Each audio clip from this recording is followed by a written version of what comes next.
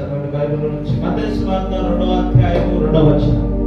దేవుని వాక్యం సెలవిస్తుంది, రాజైనటువంటి హేరోదు దినముల యందు యూదయ దేశపు బెత్లెహేములో యేసు పుట్టిన పిమ్మట ఇదిగో తూర్పు దేశపు జ్ఞానులు యెరూషలేమునకు వచ్చి, యూదుల రాజుగా పుట్టినవాడు ఎక్కడనున్నాడు? తూర్పు దిక్కున మేము ఆయన నక్షత్రమును చూచి ఆయన పూజింపవచ్చితమని చెప్పివి. దేవునికి స్తోత్రం కలుగును గాక. కొంచెం గట్టిగా హల్లెలూయా. తర్వాత 3వ వచనం. హేరోదు రాజు ఈ సంగతిని విన్నప్పుడు అతడును అతనితో కూడా యెరూషలేము వారందరూ కలవరపడిరి. కాబట్టి రాజు ప్రధాన యాజకులను ప్రజలలో నుండి శాస్త్రులను అందరినీ సమకూర్చి క్రీస్తు ఎక్కడ పుట్టునని వారిని అడిగారు. అందుకు వారు యూదయ బెత్లెహేములోనే, ఎలా అనగా యూదయ దేశపు బెత్లెహేమా, నీవు యూదా ప్రధానులలో ఎంత మాత్రము అల్పమైన దానివి కావు. ఇశ్రాయేలు నా ప్రజలను పరిపాలించు అధిపతి నీలో నుండి వచ్చును అనే ప్రవక్త ద్వారా రాయబడి ఉన్నదని. దేవునికి స్తోత్రం కలుగును గాక. కొంచెం గట్టిగా హల్లెలూయా. సో ఇక రాయబడిన మాట ఏంటంటే, తూర్పు దేశపు జ్ఞానులు. ఎవరు ఇల్లు? తూర్పు దేశపు జ్ఞానులు. వారు అంటున్న మాట ఏంటంటే, యూదుల రాజుగా పుట్టినవాడు ఎక్కడ ఉన్నాడు? తూర్పు దిక్కున మేము ఆయన నక్షత్రమును చూచి. ఏం చూశారంట వాళ్ళు? తూర్పు దిక్కున ఆయన నక్షత్రం. ఎవరి నక్షత్రం అంటున్నారు వాళ్ళు? ఆయన నక్షత్రం, ఆయన కొరకై వెలిసినటువంటి నక్షత్రం. జాగ్రత్తగా గమనించాలి.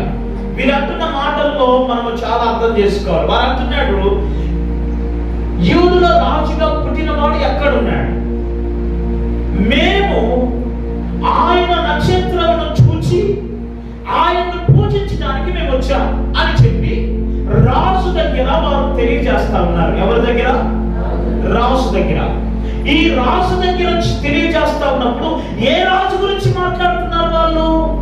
యూదుల రాజు గురించి మాట్లాడుతున్నారు. అంటే యూదుల రాజు ఎవరు? పరలోకపు రాజు. ఆమె పరలోకంలో నుండి భూలోకానికి వచ్చినటువంటి రాజులకు రాజు, ప్రభు అయినటువంటి ప్రభుని గురించి వారు ఈ లోక రాజు దగ్గర నిలబడి మాట్లాడుతున్నారు. దేవునికి స్తోత్రం కలుగును గాక. ఈ లోక రాజుతో మాట్లాడుతూ పరలోక రాజు గురించి మాట్లాడుతున్నారు. ఏమని? యూదుల రాజుగా పుట్టినవాడు ఎక్కడున్నాడు? ఆయన నక్షత్రాన్ని మేము చూసాం. ఎవరి నక్షత్రం? ఆయన నక్షత్రం. ఆయన అనగా యేసుక్రీస్తు ప్రభువారు పుట్టినప్పుడు ఆ నక్షత్రం వెలిచింది. ఆ నక్షత్రాన్ని చూసిన వారు అంటున్నారు, ఆయన నక్షత్రాన్ని చూసాం. ఆ నక్షత్రాన్ని చూసాము కనుక ఆయన పుట్టాడు. ఆమేన్. ఆ నక్షత్రాన్ని చూసినటువంటి మేము ఆయన్ను పూజించడానికి మేము వచ్చాం. ఆయన ఎక్కడున్నాడని రాజును అడిగినప్పుడు రాజు అంటాడు, నాకు తెలియదు. దేవునికి స్తోత్రం. కొంచెం గట్టిగా హల్లెలూయా. ఈ లోక రాజులకి తెలియకపోవచ్చు. ఈ లోకంలో ఉన్నటువంటి కనులకు, జ్ఞానవంతులకు, తెలివి కలిగిన వారికి, ఈ లోకంలో బ్రతుకుతున్న వారికి తెలియకపోవచ్చేమో, కానీ తూర్పు దేశపు జ్ఞానులకు మాత్రం ఆయన నక్షత్రాన్ని కలుగుని తెలుసుకొని ఆయన్ను పూజించడానికి 200 సంవత్సరాలు, 2 సంవత్సరాలు అంటే 2000 కిలోమీటర్ల ప్రయాణం చేసి, 2 సంవత్సరాలంతా ప్రయాణం చేసి వారు యేసయ్యను పూజించడానికి వచ్చారు. ఎవరి దగ్గరికి వచ్చారు? హేరోదు రాజు దగ్గరికి వచ్చారు. దేవునికి స్తోత్రం. వచ్చి హల్లెలూయా. ఎవరిని పూజించడానికి వచ్చారంట? మెస్సయ్యగా పుట్టిన ఆయనను, రాజులకు రాజైనటువంటి దేవుణ్ణి పూజించడానికి వారు 2 సంవత్సరాలు ప్రయాణం చేశారు. ఎన్ని సంవత్సరాలు? 2 సంవత్సరాలు. 2000 కిలోమీటర్లు ప్రయాణం చేశారు. ఒంటెల మీద ప్రయాణం చేశారు. వాళ్ళు 2 సంవత్సరాలు ప్రయాణం చేశారు. 2 సంవత్సరాలు కూడా ఆ నక్షత్రము వారిని వెంబడిస్తుంది. ఎవరికి స్తోత్రం. వారు ఈ లోకంలో చూడండి, సూర్యుడు చూసిన, నక్షత్రం చూసిన, మనం ఎటు పోతే అటు పోతున్నట్టుగా మనకు కనబడుతుంది కదా. అవునా కదా? అయితే అది కదులుతున్నా, మనం కదులుతున్నామా? అది కదలట్లా, మనమే కదులుతున్నాం. హల్లెలూయా. మీకు అర్థమైందా? మనం ఎటు పోతే అది రావట్లా. మనం పోతుంటే అది వచ్చినట్టు ఉంటుంది, కానీ అది మనతోటి, మనం పోతుంటే అది వస్తుంటుంది.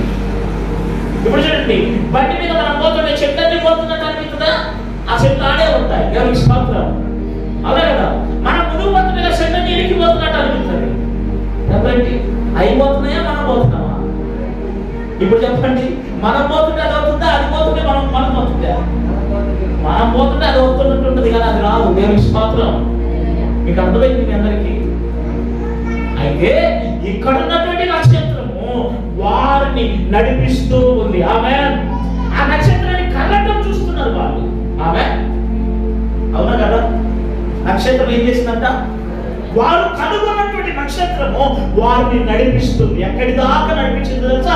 యేసయ్య పుట్టినటువంటి, యేసయ్య ఉన్నటువంటి ఇంటి దగ్గరికి వచ్చి ఆగింది ఆ నక్షత్రం. కొత్త చప్పట్లు గట్టిగా ఆమేన్. హల్లెలూయా. వారిని ఆ నక్షత్రాన్ని చూస్తూ వారు ప్రయాణం చేస్తా ఉన్నారు. వారు ప్రయాణం చేయడం ఆగిపోతే ఆ నక్షత్రం కూడా ఆగిపోయింది. ఆమేన్. అంటే ఈ నక్షత్రం ఏం చేసిందో తెలుసా? జ్ఞానులకి దారి చూపింది. ఆమె చెప్పండి, జ్ఞానులకి ఒక మార్గాన్ని చూపిస్తుంది. ఈ రోజు ఆ యొక్క నక్షత్రం జ్ఞానులకి దారి చూపిస్తుంది. ఎందుకు జ్ఞానులకు దారి చూపించిందంటే ఈ నక్షత్రాన్ని కనుగొని వారిని ఆయన ఎన్నడూ విడిచిపెట్టాడు. కొన్ని చెప్పండి గట్టిగా ఆమేన్. యేసయ్యను కనుగొని వారిని యేసయ్య విడిచిపెడతాడా?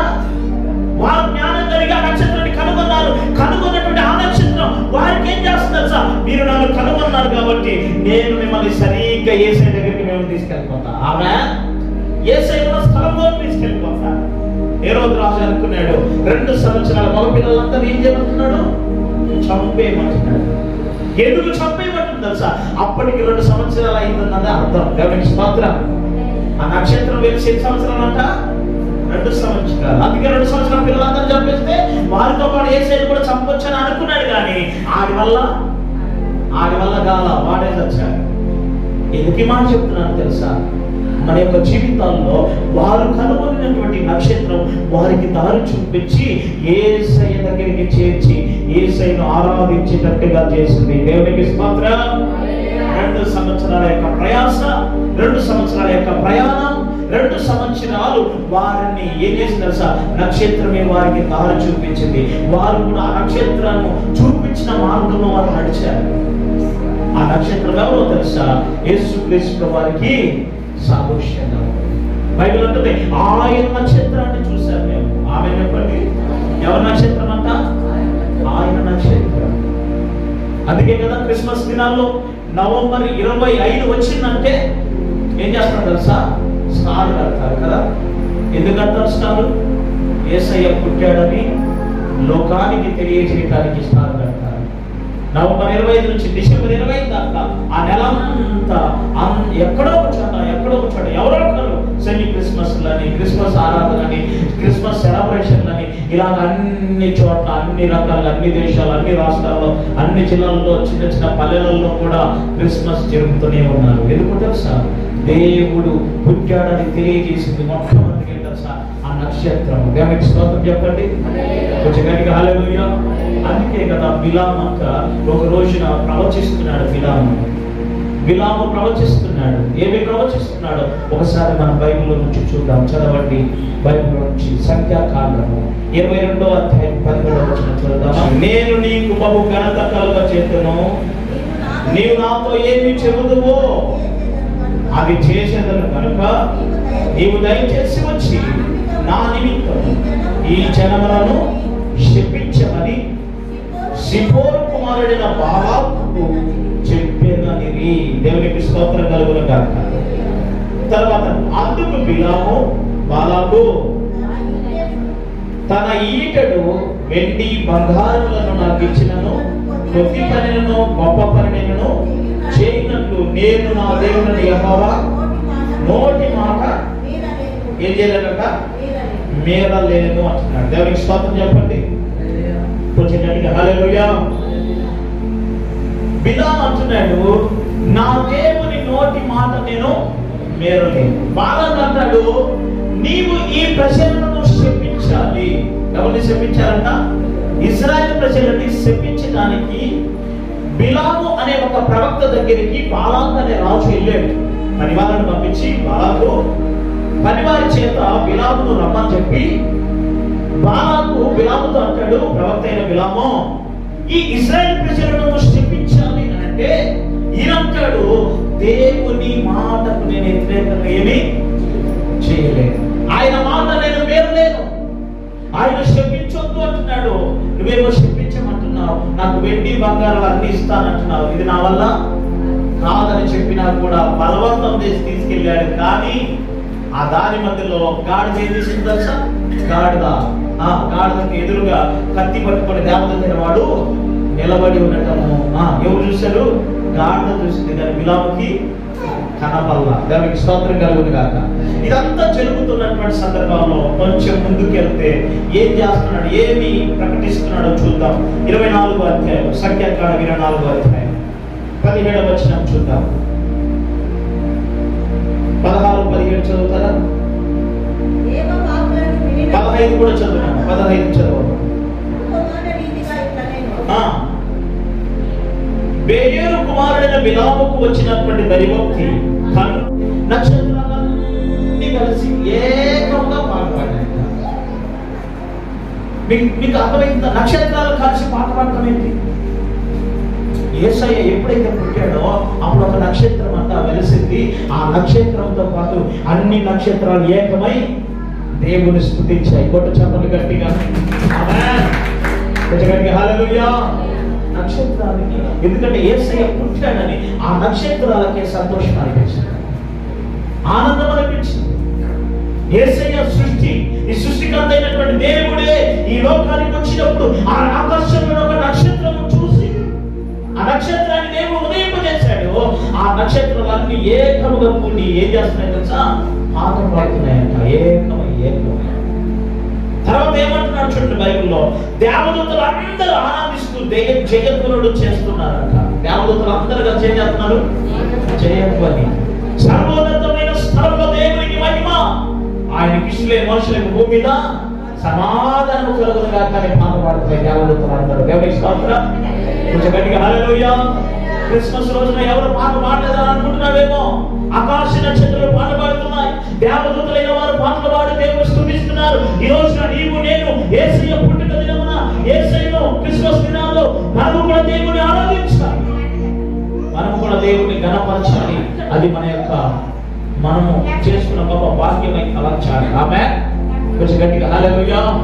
అందుకేనంట ఉదయ నక్షత్రములంతా ఏకముగా కూడి పాట పాడి దేవుని ఆరాధన చేస్తున్నట్టుగా దేవుని యొక్క లేఖనాలు సెలవిస్తున్నాయి. ఏము గ్రంథం ఇప్పటిది కాదు. ఏము గ్రంథం యేసయ్య పుట్టక మునిపే దేవుడు ముందుగానే రాయించి పెట్టాడు. ఆకాశంలో నక్షత్రం వెలిసినప్పుడు జ్ఞానులు కనుగొని ఆ నక్షత్రం వారిని నడిపిస్తా ఉంది. దట్ ఈస్ స్టార్ అంటే ఏంటి? ఇంగ్లీష్ లో స్టార్ అంటారు కదా, తెలుగులో నక్షత్రం. హల్లెలూయా. ఈ నక్షత్రం ఇప్పుడు ఎస్టేర్ పేరు కూడా అర్థం ఏంటి? నక్షత్రం అంటే అర్థం ఏంటంటే లైట్ అంట. లైట్ అంటే వెలుగు. ఆమె చెప్పండి, నక్షత్రాలంటే వెలుగు. అందుకనే 19వ కీర్తన చదవండి. 19వ కీర్తన 1వ వచనం చదవండి, మనకు అక్కడ అర్థమవుతుంది. 19వ కీర్తన 1వ వచనం. ఇప్పుడు చెప్పండి, దేవుని మహిమను ఏమి ప్రచురం చేస్తున్నాయంట? ఆకాశ నక్షత్రాలన్నీ కలిసి దేవుని మహిమను వివరిస్తున్నాయంట. హల్లెలూయా. ఆకాశ నక్షత్రాలన్నీ కలిసి దేవుని మహిమను వివరిస్తున్నాయి, పాటలు పాడుతున్నాయి. మళ్ళీ రెండోది ఏం చేస్తున్నాయి? వివరిస్తున్నాయి. ఏమని వివరిస్తున్నాయి? ఒకసారి ఆలోచన చేయండి. ఆకాశ నక్షత్రాలన్నీ దేవుని గురించి వివరిస్తున్నాయి. యేసయ్య పుట్టాడని ఆయన వివరిస్తున్నాయి. ఆమేన్. ఆ నక్షత్రం ఇప్పుడు ఒక నక్షత్రాన్ని చూసినప్పుడు లేకపోతే అన్నిలో దాటబోతా ఏం చేస్తారు తెలుసా? నక్షత్రాలన్నీ చూసినప్పుడు, అన్ని పర్యటన చూస్తున్నప్పుడు, దాటబోతున్నప్పుడు క్రిస్మస్ దగ్గరికి వచ్చిన అందుకే నక్షత్రం కట్టారు. అంటే ఏమని వివరిస్తున్నారు? యేసయ్య పుట్టుకను వివరిస్తుంది. దేవునికి స్తోత్రం చెప్పు. కొంచెం గట్టిగా హల్లెలూయా. ఆకాశ నక్షత్రాలన్నీ దేవుని మహిమను ప్రచురం చేస్తున్నాయి, యేసయ్య పుట్టుకను వివరిస్తున్నాయి. ఈ రోజున నీవు నేను దేవుని చేత వెలిగించబడి మార్మతుని బాప్తిసం తీసుకున్నా. నీవు నేను దేవుని గురించి నువ్వు ప్రచురం చేస్తున్నావా? దేవుని గురించి ప్రకటిస్తున్నావా? నీ గోడు చెప్పుకోవడమే సరిపోతుంది, వాళ్ళ గురించి నీ గురించి చెప్పుకోవడమే సరిపోతుంది. యేసయ్య ప్రేమను, యేసయ్య పుట్టుకను ప్రచురించే ఒక గుణమైనటువంటి మంచి లక్షణం మనం కలిగి ఉన్నావా?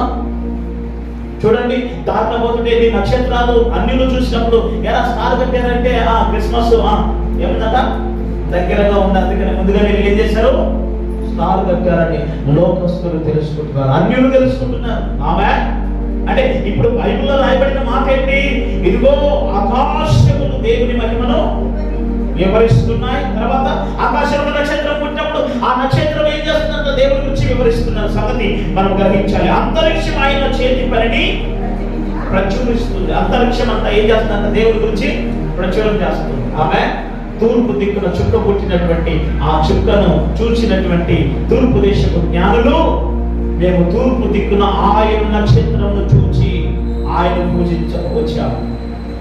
ఎన్ని నక్షత్రాలు లేదు కానీ ఆయన నక్షత్రం, వారిని నడిపించిన నక్షత్రం, ఆ నక్షత్రమే యేసుక్రీస్తు ప్రభువుకి సాదృశ్యం. దేవునికి స్తోత్రం. కొంచెం గట్టిగా హల్లెలూయా. యేసయ్య ఉన్న ఇంటికి నడిపించినటువంటి నక్షత్రం ఆ నక్షత్రాన్ని కనుగొన్నారు, ఆ నక్షత్రం నడిపించింది, వాళ్ళు నడిచారు. ఈ రోజున నీవు నేను నడిపించబడాలి దేవుని దగ్గరికి. నక్షత్రం అంటే స్టార్ అని ఇంగ్లీష్లో అంటారు కదా. ఈ లోకంలో చూడండి ఎంతమంది స్టార్ లేదు, మెగాస్టార్ అంటారు, ఇంకా చెప్పండి ఇంకే స్టార్ ఉన్నారు, సూపర్ స్టార్, పవర్ స్టార్, ఇంకా స్టైల్ స్టార్, ఇంకా ఇంకా ఇంకా కృష్ణకి ఏదో తెలుగు సూపర్ స్టారేనా, సూపర్ స్టార్ కృష్ణ ఉన్నాడా చనిపోయిందా, చనిపోయిందా చనిపోయిందా, సూపర్ స్టార్ చనిపోయిందా. ఇప్పుడు చూడండి ఎంతమంది స్టార్లు ఉన్నారు లోకంలో, వీళ్ళందరూ హీరోలు అవునా, హీరోలు స్టార్లుగా పేర్లు పెట్టుకున్నారు అవునా. వారి సినిమాల్లో హీరోలు కావచ్చేమో, వాళ్ళ స్టార్ వాళ్ళు బతికినంత కాలమే ఆమె చెప్పు. యేసయ్య చనిపోయి తిరిగి లేచాడు, ప్రతి సంవత్సరం స్టార్ అంటే ఈ స్టార్ ఎప్పటికీ వెలుగుతున్నటువంటి స్టార్, అది యేసయ్య కొరకై వెలిచిన స్టార్. కొట్టు చదువు గట్టిగా ఆమేన్. ఈ రోజుల్లో ఎంతమంది స్టార్లు ఉండొచ్చు కానీ ఆ స్టార్లు వాళ్ళు బతికినంత కాలమే, 60 లేదా 70 లేదా 80 సంవత్సరాలు చచ్చారనుకో, ఇంకా స్టార్ కాస్త ఏమైపోద్ది, స్టార్ ఉంటుంది ఇంకా. అదే వాళ్ళు ఒకప్పుడు ఎలిగారు అని అంటారు, తర్వాత ఆ స్టార్ ఏమైపోయింది, ఆగిపోతాం అవునా. ఇలాంటి స్టార్లు లోకంలో అనేకమంది చూస్తుంటాం. ఆ స్టార్లు భూసంబంధమైనవి. శబ్దాలు చూడండి, ఎంతవరకు సిగ్నల్ ఉండదో అంతవరకే ఉన్నది. దాని కవర్ అంతేనా, సపరేట్ ఒక లైట్, ఒక వీల్ లైట్, ఆ లైట్ ఆ స్తంభం వరకే లైట్ వెలుగుతుంది కానీ అందరికీ లైట్ వస్తుందా రాదు. యేసయ్య ఉదయించాడా, సర్వలోకమంతటికి ఆ నక్షత్రము కనుగొన్నారు. దేవునికి స్తోత్రం. హల్లెలూయా. 2024 సంవత్సరాలుగా ఆ యొక్క నక్షత్రాన్ని జ్ఞాపకం చేసుకుంటున్నామంటే కారణం ఏంటి తెలుసా, యేసయ్య యాకోబులో ఉదయించాడని తెలియజేయడానికి. ఆమేన్. కొంతమంది మూర్ఖులు అంటారు, కొంతమంది అజ్ఞానులు అంటారు. చూడండి, జ్ఞానం కలిగిన వాడు యేసయ్య ఆ నక్షత్రాన్ని కనుగొని యేసయ్య పుట్టాడని తెలుసుకొని యేసయ్యను ఆరాధించడానికి, యేసయ్యను పూజించడానికి జ్ఞానులంతా కనుగొని 2 సంవత్సరాల ప్రయాణం చేసి 200 కిలోమీటర్లు 2000 కిలోమీటర్లు ప్రయాణం చేసి 2 సంవత్సరాల ప్రయాణం చేసి దేవుని ఆరాధించడానికి వచ్చారు జ్ఞానులు. ఆమేన్. కొంచెం గట్టిగా హల్లెలూయా. ఈ రోజున నీవు నేను ఏం చేస్తున్నాం, జ్ఞానం కలిగిన వాళ్ళే యేసయ్యను పూజించడానికి, యేసయ్యను కనుగొని యేసయ్యను ఆరాధించడానికి వచ్చారా. ఇప్పుడు ఒక్కొక్కడికి కొమ్ములు వచ్చినాయి, ఇప్పుడు ఒక్కొక్కడికి డబ్బు వచ్చినసరికి, ఒక్కొక్కడి హోదాలు వచ్చేసరికి, ఒక్కొక్కడు బాగా జ్ఞానం కలిగి చదువుకున్నవాడైతే ఈ రోజున ఏంటంటే చదువేది, నీ జ్ఞానం ఏమైంది, నీ తెలివి ఏమైంది, దేవుని దగ్గరికి రావే. యావత్తు నీకు తెలివిగా, నీ తెలివి ఉంటే దేవుని దగ్గరికి రావాలిగా. ఆదివారం దేవుని సన్నిధికి వచ్చి దేవుని ఆరాధించాలి కదా. నువ్వంత ఆస్తిపరుడైతే, అంత జ్ఞానం కలిగిన వాడైతే, అంత తెలివి కలిగిన వాడైతే, తూర్పు దక్షిణ జ్ఞానుడు దేవుని ఆరాధించడానికి అంత దూరం వస్తే, ఈ రోజున చూడండి చాలా మంది మేము చాలా తెలివిగలలా, మేము జ్ఞానవంతులం, మేము విద్యావంతులం, మేము ఆస్తిపరులం, మేము హోదా కలిగిన వాళ్ళని. అయితే నువ్వు ఏదిలా దేవుని సన్నిధికి వచ్చినది, దేవుని ఆరాధించడానికి వచ్చినది, దేవుని మైనపరచడానికి వచ్చినది. యావత్తు నీకు జ్ఞానం ఏది, నీ తెలివి దేవుని దగ్గర తీసుకురావట్లేదే, నీ యొక్క జ్ఞానం దేవుని దగ్గర తీసుకురాలేదే, నీ యొక్క నువ్వు అజ్ఞానంలో ఉన్నావు. ఈ లోకమైన జ్ఞానం సాతాను సంబంధమైనదని తెలుసుకోవాలి. ఆమేన్. గట్టిగా హల్లెలూయా. మరి వీరి జ్ఞానం ఏం చేసి తెలుసా, యేసు దగ్గరికి చెప్పండి, యేసు దగ్గరికి నడిచి అంత జ్ఞానం కలిగిన వారు. ఆమేన్. ఈ రోజు నీవు నేను ఏం కలిగి ఉన్నావు, జ్ఞానం లేదా మీకు? మనం అందరం ఏం కలిగి ఉన్నాం? గట్టిగా చెప్పుకోండి. మనం గొప్ప చెప్తున్నాం. మనం అందరం ఏం కలిగి ఉన్నాం? జ్ఞానం కలిగి ఉన్నాం. ఆమె చెప్పండి. యేసయ్యను ఆరాధించడానికి, యేసయ్యను మహిమపరచడానికి వచ్చిన జ్ఞానం కలిగిన వారి మనము. జ్ఞానం లేని వాడు కాలేసుకొని ఇంట్లో కూర్చోవచ్చాము, కానీ ఆడికి దెయ్యాల జ్ఞానం వాడిది. ఒకడు అంటాడు దేవుడిని చూపించి, మరి కళ్ళు ఇచ్చి నీ ప్రాణం చల్లించిన ఆయనే నీకు చూపించాలంటే నువ్వు సత్యగాని కనబడ్డాయి. దేవుడికి స్తోత్రం. తొందరగా దేవుడు కనపడాలంటే ట్రైన్ కింద పెట్టి సత్తాయి, ఆ ట్రైన్ పోతుంది, అప్పుడు దేవుడు కనపడుతున్నాడు అని చెప్పినట్టు దేవుడికి స్తోత్రం. అవునా కదా? దేవుడు చూడాలని తొందరపడితే ఈ పని చేయనన్నాడు. కొంతమంది అజ్ఞానం, నేనే తెలివి కళ్ళలో నేనే జ్ఞానం కలిగిన వాళ్ళని మురిసిపోతున్నా, కానీ దేవుడి దగ్గరికి వచ్చి అంత జ్ఞానం వాడికి ఉందంటారా? ఈరోజు దేవుడి దగ్గరికి రాని అందరికి ఏం లేదంట, దెయ్యాల జ్ఞానం వాళ్ళకి. అందుకే రారు. అందుకే బిలాము దేవుడు చెప్పినట్టుగా నడుచుకోకుండా ఉంటే ఆయన మనోనేత్రాన్ని తెలిసాడంట దేవుడు. ఆమె మనోనేత్రాన్ని తెలిసి ఆయన గుడితనం నుంచి తొలగించి ఆయన ఒక దర్శనం ఇచ్చి, ఇదిగరా యాకోబులో నేను నక్షత్రం ఉదయించబోతుంది, అప్పుడు నువ్వు చూస్తావు, అప్పుడు దర్శనం ఇప్పుడు చూడు నా పనికి మానవుడు అని చెప్పి బిలాముకు దేవుడు చూపించాడు. చెప్ప అప్పుడన్నా వాడికి బుద్ధి వచ్చినట్టే లేదు. హల్లెలూయా. దేవుని శాపం పొందుకున్నట్టుగా అయినా కూడా ఎందుకు తెలుసా? దేవుడు తనకు తానుగా చూపించినాడు. ఆమె మనకు తెలియదే, కానీ ఈ తరంలో మనము గ్రహించడానికి దేవుడు చెప్పిన మాటలు దేవునికి స్తోత్రం కలుగుగా. ఆకాశ నక్షత్రాలు ప్రచురం చేస్తున్నాయి దేవుని యొక్క మహిమను ప్రచురం చేస్తున్నాయి. ఆకాశ నక్షత్రాలు యేసుని గురించి పాటలు పాడుతున్నాయి, ఆరాధన చేస్తున్నాయి. ఈ రోజున నీవు నేను దేవుడికి ఆరాధన చేయాలి, దేవుని మహిమపరిచే వారిగా ఉందము గాక. కొంచెం గట్టిగా చెప్తాం ఆమేన్. హల్లెలూయా. చదువు బైబిల్ నుంచి దానియేలు గ్రంథం 12వ అధ్యాయం 3వ వచనం చదవండి. ఈ రోజు అనేక మంది స్టార్లు వెలిగించబడుతున్నారేమో, కానీ వాళ్ళ స్టార్లు వాళ్ళు బతికినంత కాలమే వాళ్ళ స్టార్. తర్వాత వాళ్ళు పోయిన తర్వాత ఏ స్టార్ కూడా నచ్చేది, వాటికి విలువ ఏసైనప్పుడు తెలిసిన స్టార్ ఇప్పటికీ విలువ వస్తుంది కదా. మన తరతరాలు కడతరా స్టార్ అవునా కదా? అందుకే కొంతమంది పైన స్టార్ కింద బార్. ఏంటి బారు? ఆడు తాగినా కూడా స్టార్ పెట్టుకోవాల్సిందే, వాళ్ళు కింద తాగినా కూడా పైన స్టార్ పెడతారు. ఎందుకంటే వాళ్ళు బతుకంతే, ఇక స్టార్ పెట్టుకున్నంత మాత్రాన బతుకులో ఉండాలి స్టార్. దేవునికి స్తోత్రం. అంటే ఇంటి మీద స్టార్ పెట్టుకుంటే కుదరదు, గుండెల్లో కూడా నువ్వు వెలుగుతూ ఉండాలి. ఆమె చీకటి బ్రతుకులో బ్రతుకుతూ స్టార్ పట్టడం వల్ల దేవునికి మహిమ ఎంత మాత్రమో రావణ సంగతి మనం గ్రహించాలి. చదవని బైబిల్ నుంచి దానియేలు గ్రంథము 12వ అధ్యాయం 3వ వచనం. బుద్ధిమంతులైతే ఆకాశ మండలంలోని జ్యోతులను పోలిన వారై ప్రకాశిస్తారట. దేవునికి స్తోత్రం చెప్పండి. బుద్ధిమంతులు ఎలా ఉంటారంట? ఆకాశ మండలం ఉన్నటువంటి జ్యోతులను పోలిన వారై ఉంటారంట. హల్లెలూయా. మనం ఎలా ఉండాలి? జ్ఞానం కలిగిన వారు నక్షత్రాన్ని చూచి వారు ఎలా ఉన్నారు? వారు వెలిగించబడుతూ ఆ వెలుగులో నడుస్తూ యేసయ్యను చూశారు, యేసయ్యను ఆరాధించారు. వారు జ్ఞానం కలిగిన వారు. దేవుడు అంటాడు, ఈరోజు బుద్ధి లేని వాడు అదే ఆ నక్షత్రాన్ని చూస్తున్నారు, కానీ ఆ నక్షత్రం వెలుగులో కానీ దేవుని ఆరాధించడానికి కానీ దేవుని బయటపరచడానికి కానీ ఈ రోజు కూడా ఎవడు కూడా రాలేని స్థితిలో ఉన్నాడంటే వాడు ఏమై ఉన్నాడంట? బుద్ధిహీనుడు. దేవుని వాక్యం అంటే బుద్ధిహీనుడు. బుద్ధిమంతుడైతే ఏం చేస్తాడంట? చదవండి. బుద్ధిమంతుడంటే ఏం చేస్తాడు? ఆకాశ మండలమందు జ్యోతులను పోలిన వారై ప్రకాశిస్తారు. గట్టిగా చప్పలు కొట్టు. దేవునికి స్తోత్రం చెప్తాం. హల్లెలూయా. మనందరం ఎలా ఉండాలంటే ఆకాశ మండలమందు ఎలా ఉండాలి? జ్యోతులను పోలిన వారై మనము ప్రకాశించే వారిగా ఉండుము గాక. కొంచెం గట్టి చెప్పాలి.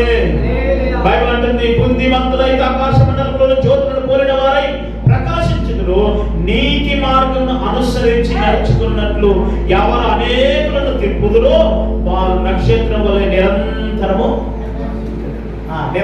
ప్రకాశించాలని ఆశ ఉందా? స్టార్ లాగా నువ్వు కూడా నిరంతరం ప్రకాశించాలి. ఆమె చెప్పండి. నువ్వు కూడా ఏం చేయాలి? నువ్వు నేను ఒక నక్షత్రం లాగా అనేకులను ఆయన వైపు త్రిప్పే నక్షత్రం లాగా ఉండాలి. ఆమె బైబిల్ ఏమంటుంది? మనందరము కూడా అనేకులను ఆయన వైపు త్రిప్పాలి. ఆయన వైపు త్రిప్పుతూ నిరంతరము ప్రకాశిస్తూ నడవాలి. ఆమె ఎక్కడ కూడా ప్రకాశమానం అనేది తగ్గకూడదు. మీకు తెలుసా, సముద్రం దగ్గర లైట్ హౌస్ ఉంటుంది. సముద్రాల దగ్గర లైట్ హౌస్. ఈ లైట్ ఏం చేస్తుంది?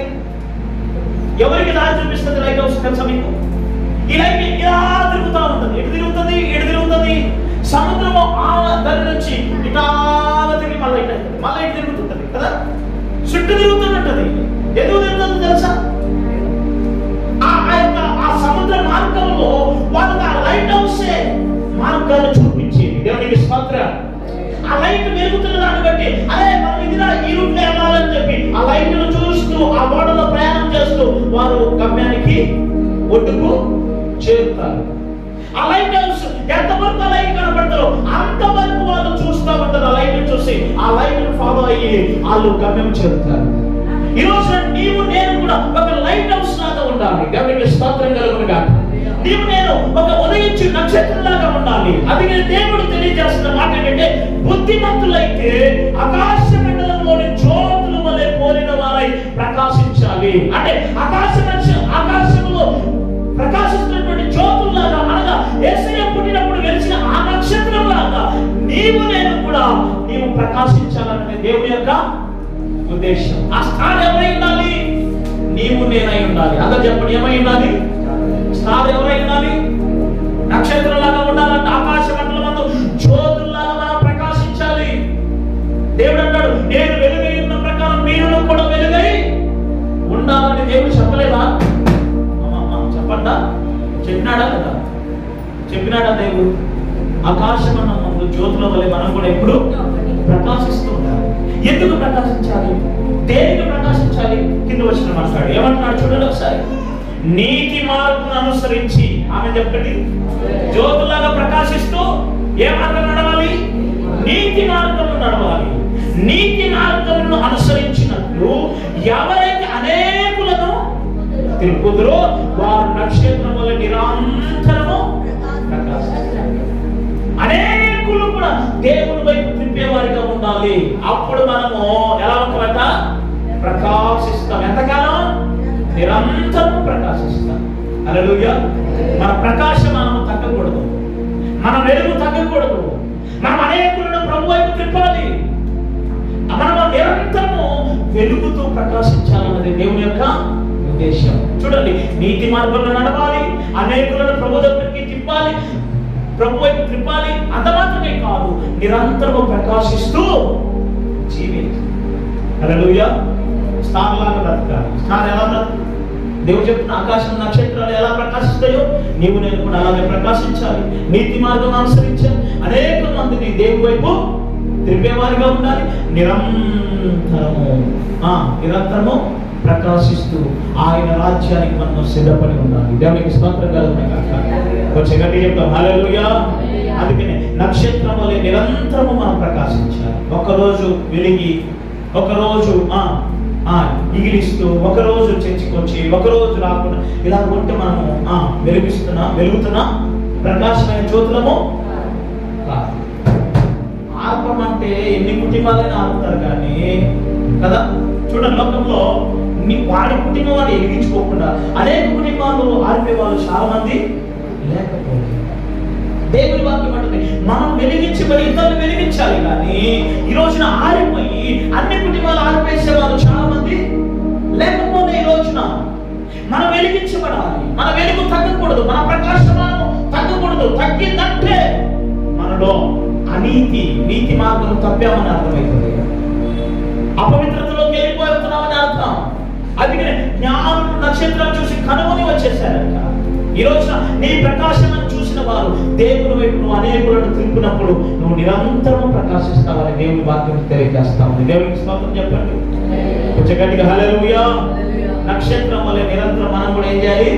ప్రకాశించాలి. అనేకులను ప్రభు వైపు తిప్పాలి. నీతి మార్గంలో చెప్పండి, నీతి మార్గంలో అనుసరించి నడుచుకోవాలి. అందుకని బుద్ధిమంతులమై ఆకాశ చంద్రుల వల్ల నిరంతరము ప్రకాశించాలి. బైబిల్ అంటుంది, బుద్ధిమంతుడు బండ మీద కట్టబడిన ఇంటిని పోలిన వాడు. బుద్ధిమంతుడు అయితే ఏం చేస్తాడు సార్? జ్యోతుల వల్లే ప్రకాశించాలి. ఆమె ఆకాశం అందుంటాయి. జ్యోతులు ఎవరుంటాయి? ఆకాశం. నువ్వు నేను స్టార్ లాగా ఉండాలన్నదే దేవుని యొక్క ఉద్దేశమైన సంగతి దేవుడు ముందుగానే తెలియజేస్తున్నాడు. అనేకులను ఆయన వైపు త్రిప్పేవారిగా మనం ఉండాలి. చూడండి, జ్ఞానులు అనేకులకి దేవుని వైపు త్రిప్పేవారిగా వారి యొక్క మార్గాలు ఎంత మందికి చెప్పింటారో వాళ్ళు ఆ 2 సంవత్సరాల్లో 2000 కిలోమీటర్లో ఎంత మందికి చెప్పింటారు వాళ్ళు. హల్లెలూయా. రాజు దగ్గరికి వెళ్ళి చెప్పారంటే ఇక దారి మధ్యలో ఎంతమంది చెప్పింటారు, ఎంత సంతోషించి ఉంటారు. ఈ రోజున నీవు నేను ప్రకాశించే జ్యోతులుగా మనం ఈ లోకంలో జీవించటకు పరిశుద్ధాత్మ దేవుడు కృప చూపించిన గాక. అందరూ చెప్పండి ఆమేన్. దాంట్లో 22:6 చూద్దాం. దీని గురించి మరొక తరుణాన్ని మీకు ప్రసన్నం చేయడానికి నేను ఇష్టపడుతున్నాను. యేసయ్య అక్కడ గురించి కొత్త సంవత్సరంలో మొదటి వారమంతా, మొదటి నెలంతా, జనవరి అంతా రాకడ వర్తమానాలు ఉంటాయి. కొత్త సంవత్సరంలో గుర్తుపెట్టుకోండి, వచ్చే సంవత్సరంలో మొదటి వారం అంతా రాకడ వర్తమానాలు. 22వ అధ్యాయం వచ్చిన మరియు ఆ దూత ఇలాగూ చెప్పుట నేను చెప్పాను, ఈ మాటలు నమ్మకములను సత్యములైనవి, ప్రవక్తల ఆత్మలకు దేవుడు ప్రభు త్వరలోనే సంభవింపవలసిన వాటిని తన దాసులకు చూపటకే తన దూతను పంపెను. ఇదిగో నేను త్వరగా వచ్చుచున్నాను. ఈ గ్రంథంలోని ప్రవచన వాక్యములను గైకొనువాడు దేవునికి స్తోత్రం కలుగునుగా. దేవుని వాక్యం అంటే ఇదిగో నేను త్వరగా వచ్చుచున్నాను. యేసయ్య త్వరగా రాబోతున్నాడు కనుక మనం ఏం చేయాలి? జ్యోతుల వలె వెలుగుతూ అనేకులను ప్రభు వైపు ఇవ్వాలి. ఆయన రాజ్యంలో మనము ప్రకాశమైనటువంటి ఆ పరలోక రాజ్యంలో మనం నివసించాలంటే దేవుని యొక్క ఉద్దేశం ఏంటన్న సంగతి మనం గ్రహించాలి. ఈ లోకంలో చూడండి, జ్ఞానం కలిగిన వారు, సంపాదించుకున్న వారు, లేకపోతే జ్ఞానం తెలివి ఉన్న వారు దేవుని దగ్గరికి రాలేక వెనకబడుతున్నారు. అయితే చూడండి, ధనవంతుడు జ్ఞానం కలిగిన వాడు. అందుకే అంటాడు, ధనవంతుడు డబ్బు ఉంది, హోదా ఉంది, అన్ని ఉన్నాయి, కానీ తన జీవితంలో దేవుని రాజ్యాన్ని స్వతంత్రించుకునేంత జ్ఞానం లేదు కదా. ఇప్పుడు పేద లాజరుకి జ్ఞానం ఉందంటారా? ఖచ్చితంగా జ్ఞానం. ఎందుకంటే తన జీవితంలో కష్టపడి ఏం చేయలేదు, పాపం చేయడానికి, లోకంలో ఇష్టానుసారం బ్రతకడానికి కూడా ఎటువంటి అవకాశాలు ఉన్నా కూడా ఆడు జీవించలేదు. కానీ తన జీవితంలో పేదవాడైనా సరే దేవుని ఎందు నీతిమంతుడిగా ఉన్నాడని చెప్పి దేవుడు చెప్తున్నాడు. హల్లెలూయా. పేద లాజరు తన బ్రతికినంత కాలం నీతిమంతుడిగా బ్రతికాడంట, యథార్థంగా బ్రతికాడంట. అందుకనే దేవుడు వాక్యం నీతిని అనుసరించి నడుచుకొని ఆకాశ నక్షత్రంలో వలె జ్యోతుల వలె నిరంతరం ప్రకాశిస్తూ అనేకులను ప్రభు త్రిప్పేవారిగా ఉంటేనే మనము కూడా పరలోక రాజ్యాన్ని మనం కూడా స్వతంత్రించుకోగలమని ప్రభు పెట్టి మీకు తెలియజేస్తున్నాను. ప్రియమైన సహోదరి సహోదరులారా, ఈ రోజున చాలా మంది ఏం చేస్తారు సార్? మనుషుల జ్ఞానము దేవుని దగ్గర వెర్రితనము. అందుకనే దేవుని దగ్గరికి నడిపించే జ్ఞానం ఏదైనా ఉందంటే అది పరిశుద్ధాత్మ దేవుడు నీకు ఇచ్చినటువంటి జ్ఞానమే. చూడండి, బిలాము తన జ్ఞానంతో, తన తెలివితో ఇశ్రాయేలు ప్రజలను శపించడానికి వెళ్ళాడు. కానీ దేవుడు తన మనోనేత్రాన్ని తెరచి తనకంటూ ఒక దర్శనాన్ని దేవుడు చూపించి తన నోటితోనే దేవుడి మాటలు పలికించేశాడు. ఒకసారి ఆలోచించి, గాడిద సహితము బిలాముతో మాట్లాడుతుంది కదా.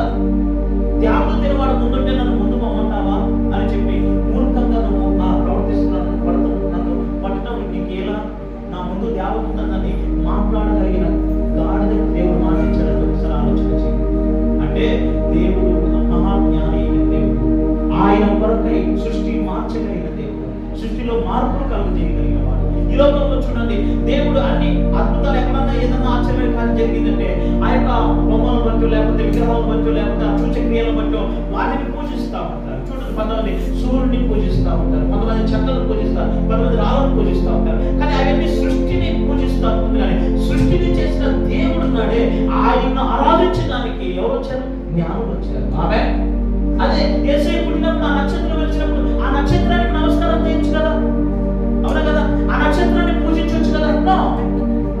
ఆ నక్షత్రాన్ని కలుగ చేసిన దేవుని ఆరాధించడానికి వచ్చారు. అంటే సృష్టిని పూజించకూడదు, ఈ సృష్టిని కలుగ చేసిన దేవుణ్ణి ఆరాధించాలి. అది జ్ఞానవంతుని యొక్క లక్షణం. ఈ లోకంలో మనుషులందరికీ జ్ఞానం కలిగిన వాళ్ళు సాతాను సమానం వారు విగ్రహాలను చేస్తున్నారు. సాధారణ సమయంలో జ్ఞానంలో బ్రతుకుతున్నారు కనుకనే వారు సృష్టిని పూజిస్తున్నారు, కానీ సృష్టికర్తను మర్చిపోయి బ్రతుకుతున్నారనే సంగతి మనం గ్రహించడం కాక మనకేమనిపిస్తుంది? ఒకసారి ఆలోచన చేయండి. చెట్లు పూజిస్తున్నప్పుడు లేకపోతే పుట్టలను పూజిస్తున్నప్పుడు మనకేమనిపిస్తుంది? ఒకసారి ఆలోచన చేయండి. అరే, మనం కలుగు చేసిన దేవుడు సృష్టికర్త అయినా దేవుడు ఆయన ఆరాధించాలి కదా. ఈటల్లో మహిమ ఉందని, ఈటల్లో గొప్పతనం ఉందని చెప్పి వాటిని ఆరాధిస్తే, వాటిని పూజిస్తే, ఇప్పుడు యేసయ్య గాలి సముద్రాలను ఏం చేశాడు? నిమ్మలం చేశాడని చెప్పి పోయి సముద్రాన్ని పూజ చేయాలి అట్లుంటది. అర్థమైందా? ఇప్పుడు ఒక రాయి తీసుకొని గొల్యాతును చంపాడు దావీదు. ఆ రాయే గొల్యాతును చంపేశాడని చెప్పి ఆ రాయిని పూజించారు వాళ్ళు. దేవుడు ఉన్నాడు, ఆయనే అని చెప్పి దేవుడు మీదనే మన మనసు ఉన్నారు. ఆమె సృష్టిని ఎంత మాత్రం పూజించడానికి మీరు ఈ సృష్టి దేవుని పూజిస్తున్న సంగతి మనం గ్రహించడం కాక ఆకాశ నక్షత్రాలన్నీ ఏం చేస్తున్నాయి? పాటలు పాడుతున్నాయి. ఆకాశ నక్షత్రాలన్నీ ప్రభుని గురించి ప్రచురం చేస్తున్నాయి. పగటికి పగలు, రాత్రికి రాత్రి అంట బోధించుకుంటున్నాయని బయలు చెప్తుంది. ఆమె అర్థమైందా? పగటికి పగట్లు బోధించుకుంటున్నాయంట, రాత్రికి రాత్రి వాటికి బోధించుకుంటున్నాయి, మాట్లాడుకుంటున్నాయంట. మీకు తెలుసా, ఈ భూమిని దేవుడు రేపు సాక్షిగా నిలబెట్టాడు. ఈ కాలం కింద భూమిని సాక్షిగా పెట్టాడని, తల మీద ఉన్న ఆకాశాన్ని సాక్షిగా దేవుడు నిలబెట్టాడు. మీకు తెలుసా, గాడిదకు మాటిచ్చిన దేవుడు నేల కూడా మాటిచ్చాడు, ఆకాశానికి కూడా మాటిచ్చాడు. అంత గొప్ప దేవుడు మన దేవుడు. అంటే మనం సృష్టిని పూజించడానికి వీలు లేదు, ఎందుకంటే సృష్టికర్తను పూజించాలి. అది మన యొక్క నైజమైంది. ఆమేన్.